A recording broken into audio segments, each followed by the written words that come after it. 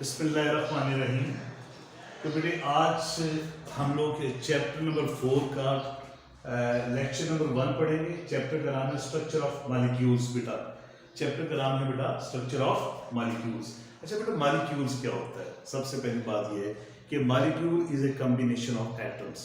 इस चैप्टर में हम मॉलिक्यूल्स के मुतालिक भी पढ़ेंगे बेटा और कंपाउंड्स के मुतालिक पढ़ेंगे। हत्ता कि कंपाउंड्स दो तरह के होते हैं। कुछ ऐसे कंपाउंड्स होते हैं जो मॉलिक्यूल्स की फॉर्म में होते हैं और कुछ ऐसे कंपाउंड्स होते हैं बेटा जो आयनिक फॉर्म में होते हैं। तो हम स्टेप बाय स्टेप इनके मुताबिक पढ़ेंगे। सबसे पहली बात है बेटा कि मॉलिक्यूल क्या होता है। बेटा मॉलिक्यूल जो है it is a combination of atoms. Molecules क्या है वो एटम्स के मिलने से बनते हैं। लेकिन बात यह है कि मॉलिक्यूल जो है एटम्स के मिलने से बनते हैं वो कौन सी फोर्सेस हैं जो एटम्स को एक मॉलिक्यूल की शक्ल में या एक कंपाउंड की शक्ल में बांध कर रखते हैं। आज हमने उन्हीं के मुताबिक पढ़ना है। तो हमारा पहला टॉपिक है बेटा वो है केमिकल बॉन्ड्स। बेटे आज हम पढ़ेंगे केमिकल बॉन्ड्स। बेटा केमिकल बॉन्ड्स को आप केमिकल फोर्सेस भी कह सकते हैं। बेटा what is a chemical bond? The forces which binds the atoms together, the forces which binds the atoms together, the forces which holds the atoms together in the form of a molecule or a compound। तो बेटा वो forces जो atoms को एक molecule की शक्ल में या एक कंपाउंड की शक्ल में बांध कर रखती हैं, ऐसी फोर्सेस को हम क्या कहते हैं? केमिकल बॉन्ड्स कहते हैं या केमिकल फोर्सेस कहते हैं। अच्छा सवाल यह है कि why do atoms form chemical bonds? Atoms chemical bonds क्यों बनाते हैं? एटम्स क्यों बनाते हैं? अगर आप बेटा पीरियोडिक टेबल के आप 18 ग्रुप को देखें, अगर आप पीरियोडिक टेबल के बेटा 18 ग्रुप को देखें तो 18 ग्रुप के अंदर आपके पास हीलियम है, नियॉन है, आर्गॉन है, क्रिप्टॉन है, जीनॉन है और रेडॉन है। तो आप देखें दीज एलिमेंट्स आर कॉल्ड, इन एलिमेंट्स को बेटे हम लोग नोबल गैसेस कहते हैं। ठीक है, इन्हें 18 ग्रुप के एलिमेंट्स भी कह देते हैं बेटा, इन्हें 0 ग्रुप के एलिमेंट्स भी कह देते हैं बेटा, और इन्हें हम लोग 8th A ग्रुप के एलिमेंट्स भी कह देते हैं। These elements are called noble gases. इन्हें हम लोग एक और नाम भी देते हैं, they are also called inert gases. इन्हें बेटा इनर्ट गैसेस भी कहते हैं और किसी जमाने में इनको रेयर गैसेस भी कहा जाता था। इनको रेयर गैसेस भी कहा जाता था। अगर आप देखें कि हीलियम जो है बेटा, अगर आप हीलियम को देखें तो बेटा हीलियम जो होता है इसके आउटरमोस्ट शेल में 2 इलेक्ट्रॉन्स होते हैं। बाकी जितनी भी हैं आपको नजर आएंगे, जितने भी एलिमेंट्स आपको नजर आएंगे नियॉन से लेकर रेडॉन तक, इन सब के आउटरमोस्ट शेल में 8 इलेक्ट्रॉन्स होते हैं। तो ये स्टेबल होते हैं, इनके आउटरमोस्ट शेल्स क्या होते हैं? कंप्लीट होते हैं। They have complete outermost shells. इनके आउटरमोस्ट शेल कंप्लीट होते हैं तो लिहाजा ये स्टेबल होती है, अनस्टेबल होती है। अगर आप पीरियोडिक टेबल के बेटे 1 ग्रुप से लेकर 17 ग्रुप तक, आप 1 ग्रुप से लेकर 17 ग्रुप तक जितने भी एलिमेंट्स हैं अगर आप उनको देखें तो उन सब के आउटरमोस्ट शेल क्या होते हैं? वो इनकम्प्लीट होते हैं। ठीक है, तो वो अपने आउटरमोस्ट शेल को कंप्लीट करके स्टेबल होने के लिए क्या करते हैं? इलेक्ट्रॉन्स को या तो लूज कर देते हैं या इलेक्ट्रॉन्स गेन कर लेते हैं या इलेक्ट्रॉन्स की शेयरिंग कर लेते हैं। तो बेटा इस तरह क्या होता है? इलेक्ट्रॉन लूज करके, इलेक्ट्रॉन्स गेन करके या इलेक्ट्रॉन्स की शेयरिंग करके वो इनमें से किसी एक नोबल गैस जैसी अपनी इलेक्ट्रॉनिक कॉन्फ़िगरेशन कर लेते हैं, अपना इलेक्ट्रॉनिक अरेंजमेंट कर लेते हैं। So in this way they become stables. तो क्वेश्चन आता है कि why do atoms form chemical bond? तो ये जो मैंने बात बताई, this is the answer of the question. ठीक है बेटा, अब एटम्स केमिकल बॉन्ड्स बनाते हैं इसलिए कि वो अपने आप को स्टेबल करने चाहते हैं, वो अपने आप को पायदार करना चाहते हैं। ठीक है बेटे, अब यहां 2-3 बातें हैं। यहां से 2 रूल्स हमारे सामने आते हैं। एक होता है बेटा हमारे पास डुप्लेट रूल। अब डुप्लेट रूल होता है, ये नोबल गैसेस के बेस पर दो रूल्स बनाए, एक आ गया डुप्लेट रूल और एक क्या आ गया हमारे पास, क्या आ गया बेटा, ऑक्टेट रूल। ठीक है, ऑक्टेट रूल आ जाता है। डुप्लेट रूल क्या होता है, attaining two electrons in the valence shell is called duplet rule. Attaining 8 electrons in the outermost shell is called octet rule. जब किसी एटम के आउटरमोस्ट शेल में 2 इलेक्ट्रॉन्स पूरे हो जाते हैं, जैसे कि हाइड्रोजन है, ठीक है, हाइड्रोजन के पास क्या होता है, 1 इलेक्ट्रॉन होता है। जब वो 1 इलेक्ट्रॉन गेन कर लेता है तो उसकी स्ट्रक्चर कैसी हो जाती है, किसी नोबल गैस जैसी, यानी हीलियम जैसी हो जाती है। तो वहां डुप्लेट रूल अप्लाई हो जाता है। और अगर किसी एटम के आउटरमोस्ट शेल में 8 इलेक्ट्रॉन्स पूरे हो जाते हैं तो वो किसी एक नोबल गैस जैसी, नियॉन, आर्गन, क्रिप्टॉन, इनमें से किसी एक जैसी इलेक्ट्रॉनिक स्ट्रक्चर हासिल कर लेता है। तो उसे हम क्या कहते हैं, octet rule. Attaining 8 electrons in the outermost shell is called octet rule. तो एटम्स क्या करते हैं, जब एक दूसरे के करीब आते हैं, अप्रोच करते हैं, तो या तो वो इलेक्ट्रॉन लूज कर देते हैं या इलेक्ट्रॉन्स गेन कर लेते हैं। तो इलेक्ट्रॉन लूज करके, इलेक्ट्रॉन गेन करके या इलेक्ट्रॉन्स की शेयरिंग करके वो क्या करते हैं, किसी एक नोबल गैस जैसी अपनी इलेक्ट्रॉनिक स्ट्रक्चर कर लेते हैं। So in this way they become stable. तो बेटा अब हम पढ़ेंगे नेक्स्ट जो है कि जो केमिकल बॉन्ड्स जो हैं उसकी बेटा टाइप्स पढ़ेंगे। लेकिन केमिकल बॉन्ड्स की जो टाइप्स है बेटा, इसको अगर देखें तो types of chemical bonds, types of chemical bonds. तो बेटा केमिकल बॉन्ड्स जो हैं इसकी मेरा बेटा गौर से देखें तो इसकी 4 टाइप्स है। सबसे पहले जो है वो आयोनिक बॉन्ड आ जाता है बेटा, सबसे पहले आयोनिक बॉन्ड। फिर उसके बाद जो है नंबर 2 पे हमारे पास क्या है, कोवलेंट बॉन्ड आ जाता है बेटा। कोवलेंट बॉन्ड के बाद तीसरे नंबर पे आ जाता है हमारे पास dative covalent bond. Dative covalent bond, dative covalent bond के बाद बेटा चौथे नंबर पे क्या आ जाता है हमारे पास, मेटेलिक बॉन्ड आ जाता है। ठीक है, हमारे पास क्या आ जाता है, मेटेलिक बॉन्ड। बेटा these are the 4 types of chemical forces, these are the 4 types of chemical bonds which are present between the atoms, ठीक है, which holds the atoms together in the form of a molecule or a compound। अब इनमें से हम हर एक को बारी बारी स्टडी करेंगे। आज के इस लेक्चर के अंदर बेटा मैं आपको बताऊंगा कि व्हाट आर आयोनिक कंपाउंड्स। आज बेटे हम लोग आयोनिक बॉन्ड के मुताबिक पढ़ेंगे बेटे। बेटा गौर से सुनिएगा, जो आयोनिक बॉन्ड होता है बेटा, इसका कंसेप्ट जो है वो 1916 में प्रोफेसर डब्ल्यू कॉसल ने पेश किया।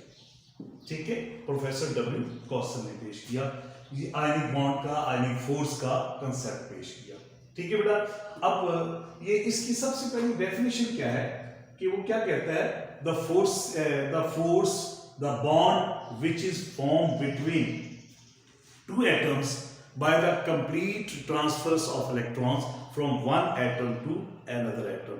2 एटम जब एक दूसरे के करीब आते हैं तो एक एटम इलेक्ट्रॉन लूज कर देता है, जबकि दूसरा एटम जो है वो इलेक्ट्रॉन्स गेन कर लेता है। यानी 2 एटम्स के दरमियान इलेक्ट्रॉन्स का तबादला होता है, इलेक्ट्रॉन ट्रांसफर होकर एक एटम से दूसरे एटम में चले जाता है।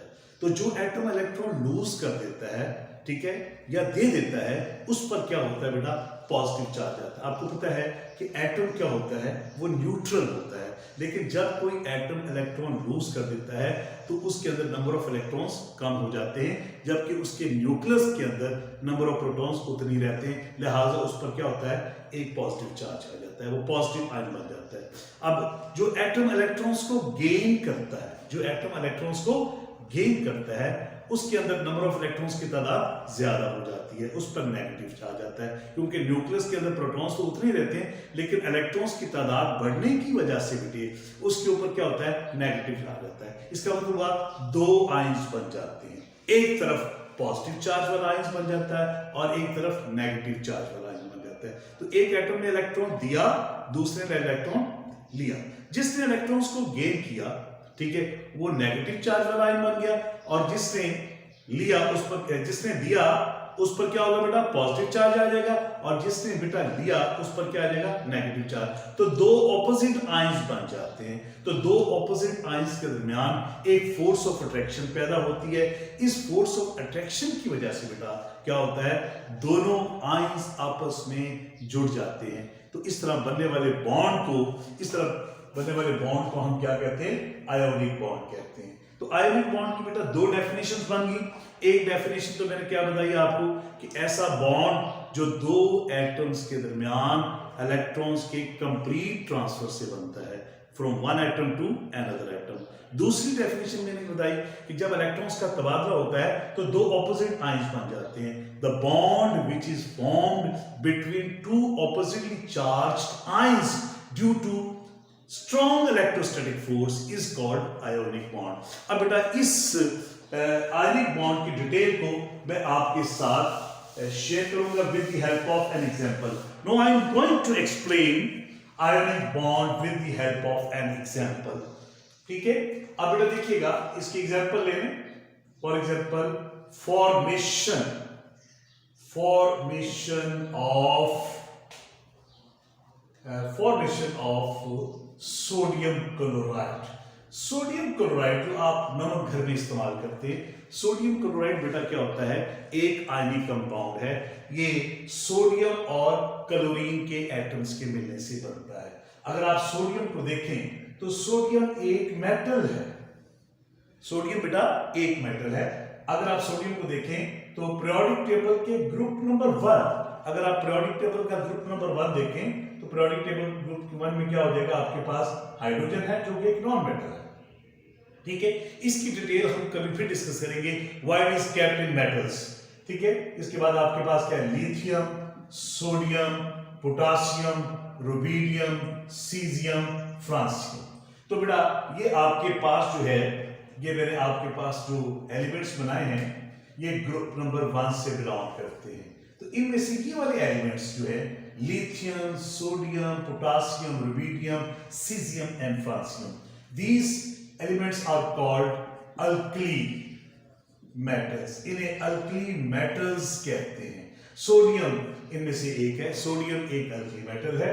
ठीक है, इसी तरह अगर आप ग्रुप नंबर 17 में देखें तो ग्रुप पीरियोडिक टेबल के ग्रुप नंबर 17 में देखें तो आपके पास क्या आ जाता है बेटा, इसमें आपके पास है फ्लोरीन, क्लोरीन, ब्रोमीन, आयोडीन और एस्टर्जीन आ जाता है।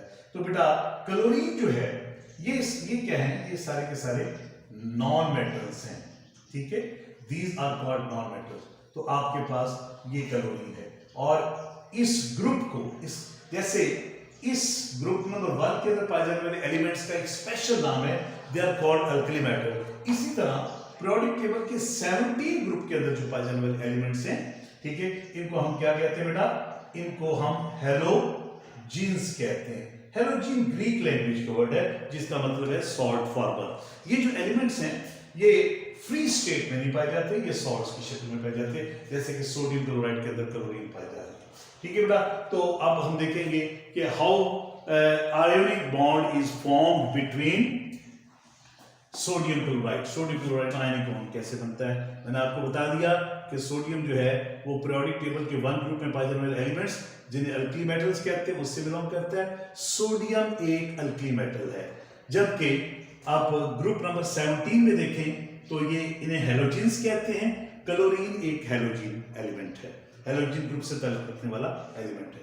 अगर आप देखें तो बेटा जब सोडियम और क्लोरीन कंबाइन करते हैं, एक दूसरे के करीब आते हैं, तो इनके दरमियान इलेक्ट्रॉन्स की ट्रांसफर होती है, और इलेक्ट्रॉन्स की ट्रांसफर की वजह से दो ऑपोजिट आयंस बनते हैं, और उसकी वजह से क्या होता है, एक फोर्स पैदा होती है जिसे इलेक्ट्रोस्टैटिक फोर्स कहते हैं, और ये फोर्स इन आयंस को जोड़कर रखती है।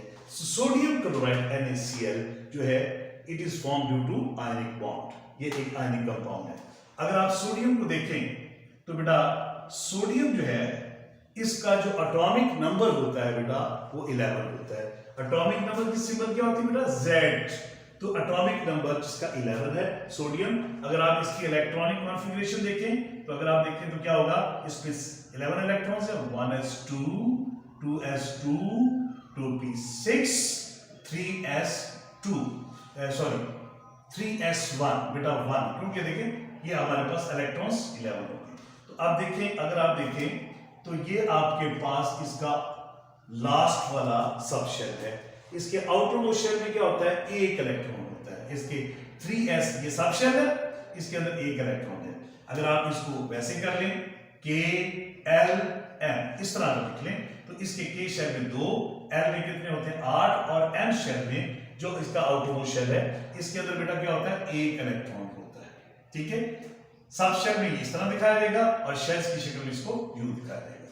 ठीक है बेटा, अब देखें आपके पास क्या है कि आप इसको यूं भी लिख सकते हैं बेटा, क्योंकि जो इलेक्ट्रॉन्स का ट्रांसफर होता है बेटा वो हमेशा आउटर मोस्ट शेल्स के दरमियान होता है, यानी वैलेंस शेल। अच्छा, वैलेंस शेल क्या होता है, किसी भी एटम के आखिरी शेल को, लास्ट शेल को हम क्या कहते हैं, वैलेंस शेल कहते हैं। इसको लास्ट शेल भी कह सकते हैं, वैलेंस शेल भी कह सकते हैं, आउटर मोस्ट शेल भी कह सकते हैं।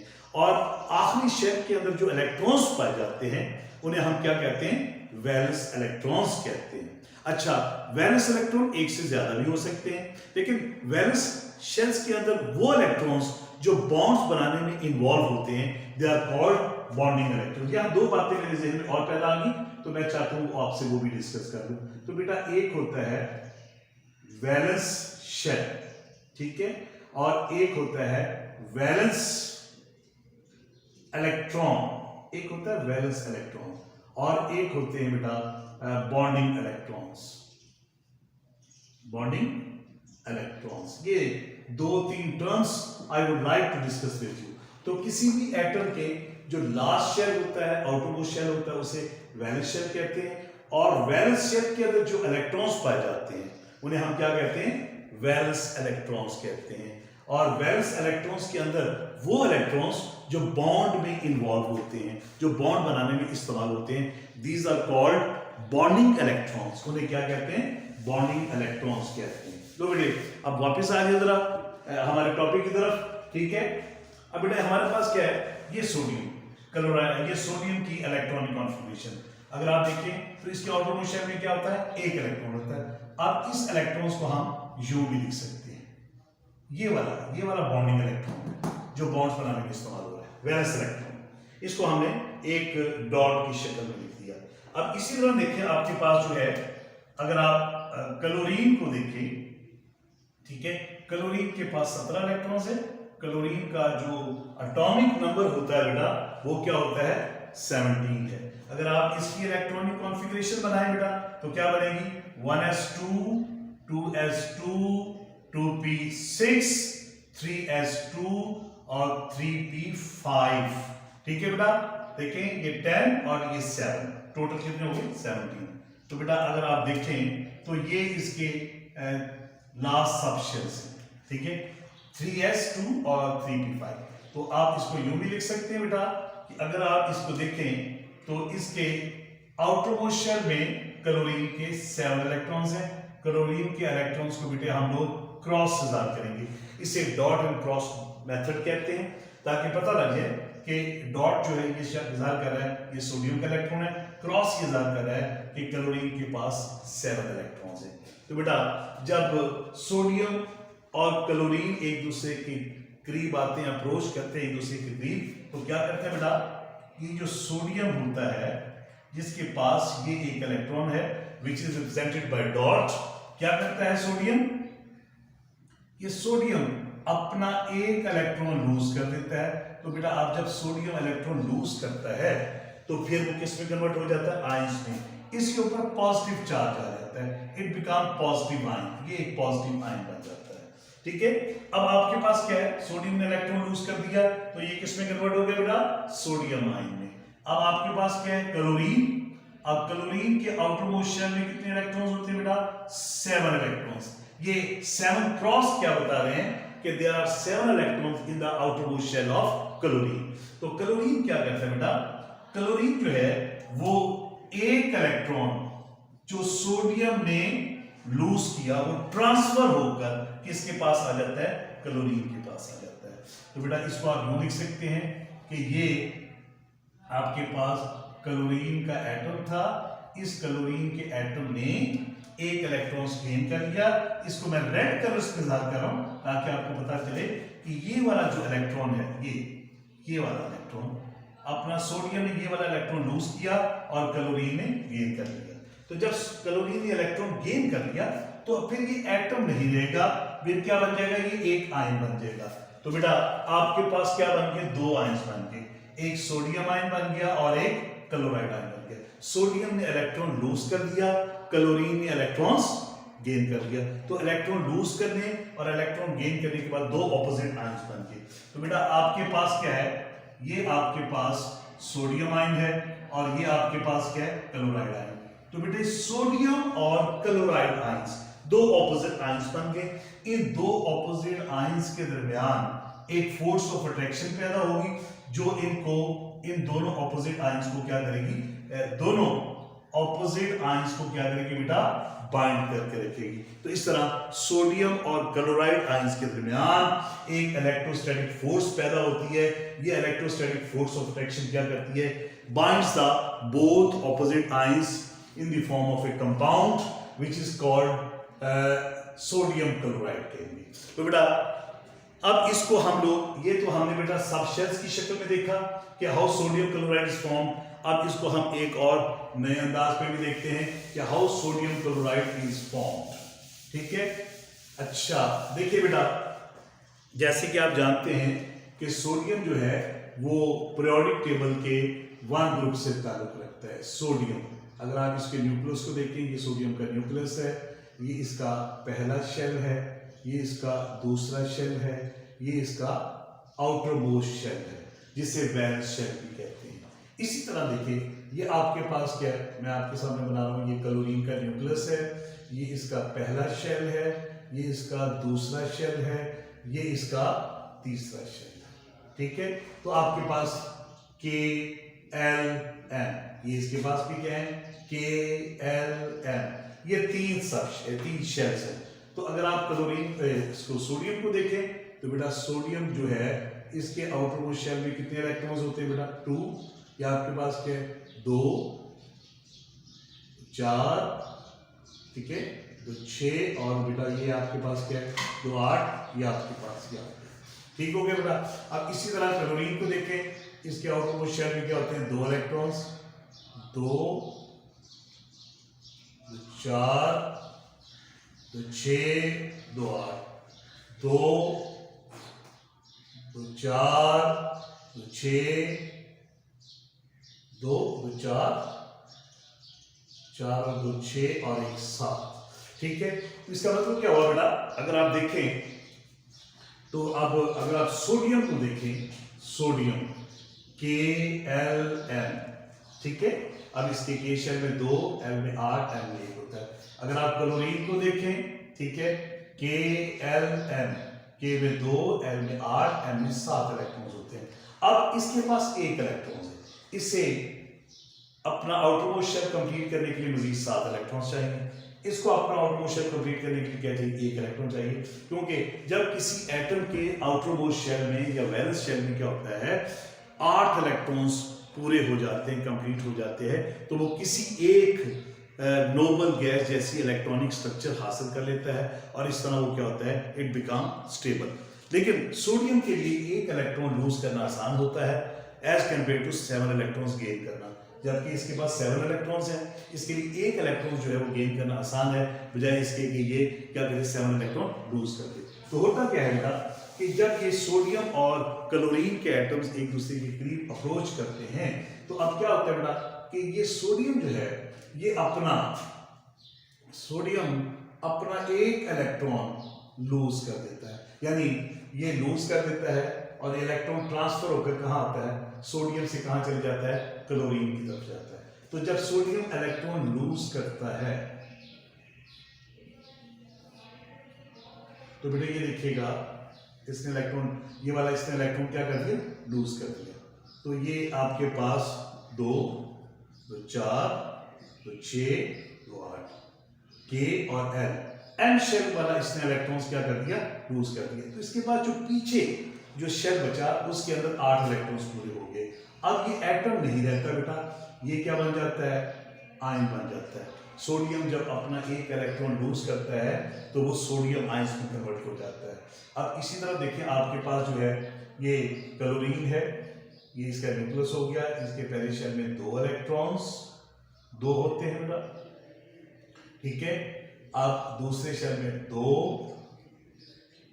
4, 6 और 2 8, ठीक है। और इसका जो तीसरा शेल है, लास्ट शेल, वैलेंस शेल, इसमें 2, 4, 6, 1 7 और एक को जरा रेड से ज़्यादा करोगे जो इसने गेन किया, ये जरा कलर चेंज कर लो। अब क्या हुआ कि सोडियम ने अपना ये वाला इलेक्ट्रॉन क्या किया, लूज कर दिया और क्लोरीन ने गेन कर दिया, यानी यहां से इलेक्ट्रॉन ट्रांसफर होकर सोडियम से किसकी तरफ चला गया, क्लोरीन की तरफ चला गया। तो सोडियम ने जब इलेक्ट्रॉन लूज किया, ठीक है, तो इसके ऊपर क्या आ गया, पॉजिटिव चार्ज आ गया। अब क्लोरीन ने जब इलेक्ट्रॉन्स गेन किया तो इसके ऊपर क्या आ गया, नेगेटिव चार्ज आ गया। तो इलेक्ट्रॉन्स का ट्रांसफर हुआ सोडियम से क्लोरीन की तरफ। तो इलेक्ट्रॉन की ट्रांसफर की वजह से इसके ऊपर पॉजिटिव चार्ज आ गया, ये पॉजिटिव आयन बन गया which is called sodium ion, और ये क्या बन गया, chloride ion.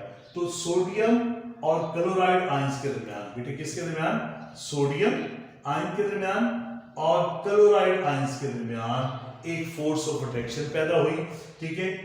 This force of attraction की वजह से इसके दरमियान जो बॉन्ड बना which is called ionic bond या आयनिक फोर्स कहते हैं इसको।